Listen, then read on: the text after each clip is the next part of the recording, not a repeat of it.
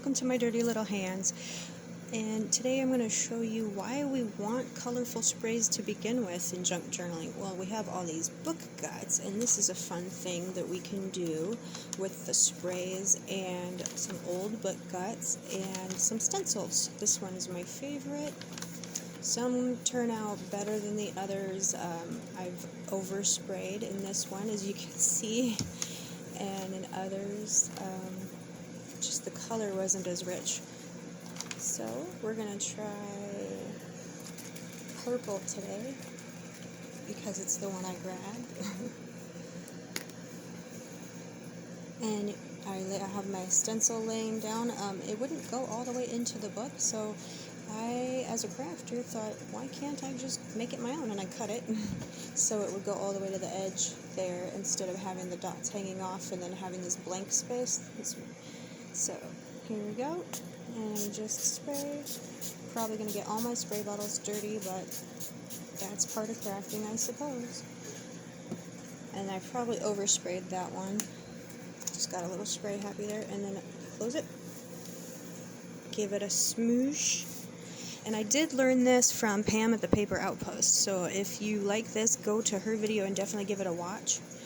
She is quite funny to watch. I think she's just great. Her personality is super bright and cheerful. And that's what we're left with. It looks sort of black on my phone screen, so let's try a brighter color. The green came out pretty decent. Let's see how this one looks. I remember it looking pretty bright on the other page after it dried. I'll just use the same stencil. There it is. Very bright. And right down. Ooh, that's pretty now. I gotta show you the other side of this.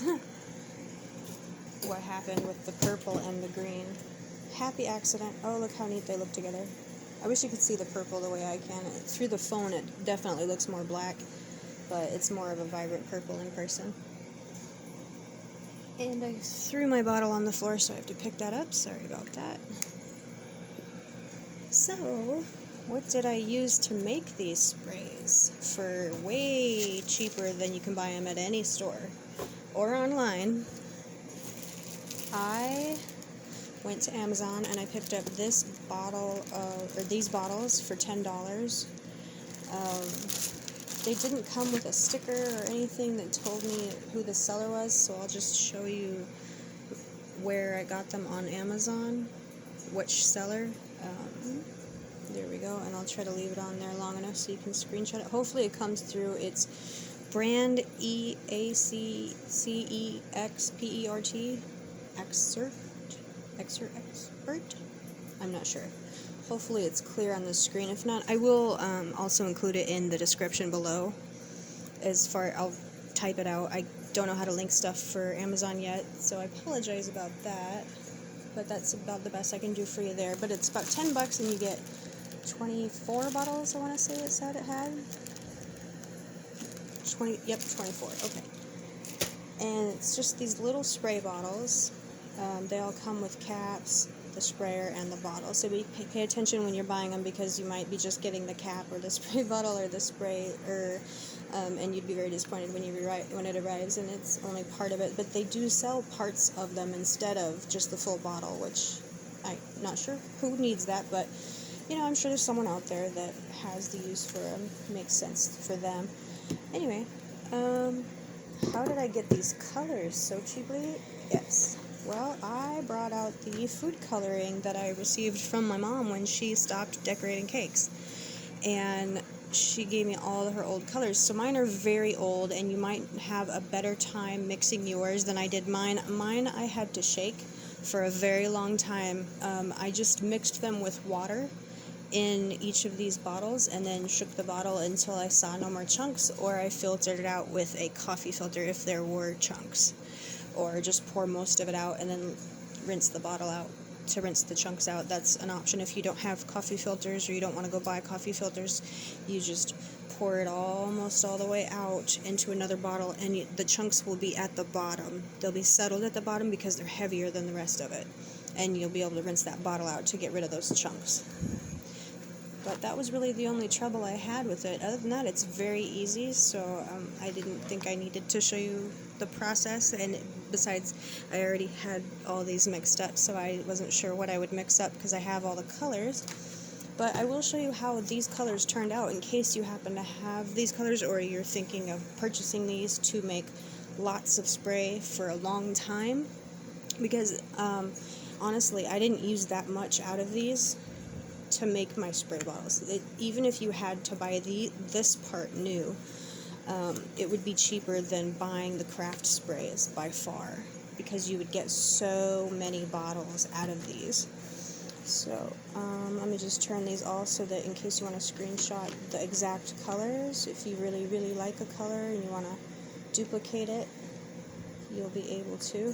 Wilton is one of the more expensive brands, and my friend used a just liquid cheap food coloring, and her sprays came out beautiful as well. So I don't think you need to spend the money for the Wilton, which cost more than the basic one you can get at the store.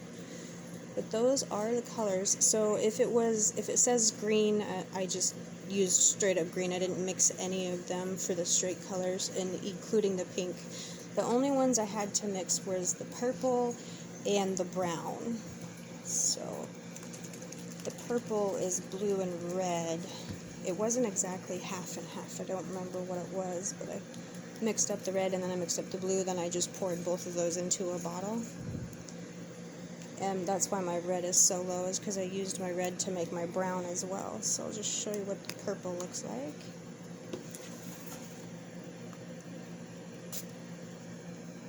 Yeah, it still looks blackish gray on screen. It looks purple in person, but it looks blackish gray there. Maybe I can make a better purple. I'm going to work on that. And the green is very vibrant. It's like a bright green. I tried to get it kind of darker, but it wasn't cooperating, so I'm not sure what color to add to make it darker. Let's see. Now it's the orange, which I did not have one for. I had to mix the orange too with the red and the yellow. And this one is pink, which the bottle looks orange, but it comes out pink. So I don't know if you can even see that. It's so light. It's a very light pink. So I don't know if I can get a hot pink from just watering down the red a bunch, or how that would turn out. I haven't experimented with it yet, but it's giving me ideas just playing with them. And that's the red. It's fairly bright. And the yellow came out good. And here's what the blue looks like. I might have mixed more blue dye in with the blue than the other colors. It was just one of the newest colors, so it was the creamiest and not nearly as gooey and sticky. And the bottles that I ordered came with these tiny little funnels, which actually were pretty helpful for filling them with water.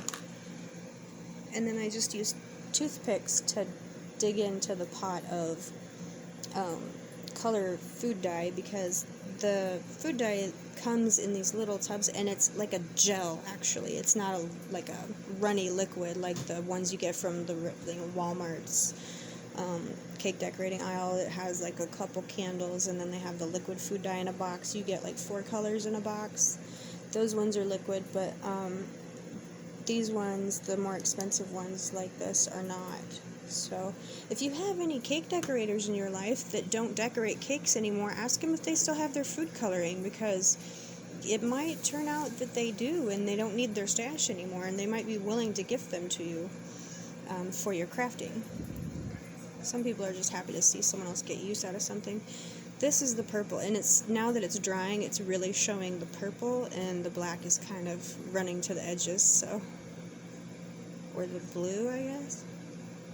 I'm not a color expert by any means. If you want to watch someone who's really good at craft supplies on the cheap, There's two YouTubers that I watch for stuff like that. One is called Al John, and I'll write in the description below the name of her channel. AL, and then I believe it's JON. I don't think it has JOHN, I'm not sure, but I will type it below for you. And the other one is called the Frugal Crafter. It's just spelled how it is actually spelled. Frugal, FRUGAL, and then Crafter. They're both wonderful sources for cheap art supplies and hacks to get around buying the expensive art supplies. And you know, Frugal Crafter will go out there and spend all the money on the expensive ones and tell you if they're worth it or not. She's a very honest YouTuber, so I like to watch her. Al John has a whole series on new crafters and building your stash is what it's called, I believe. So if you haven't watched that yet, go ahead and give that a shot. Bye.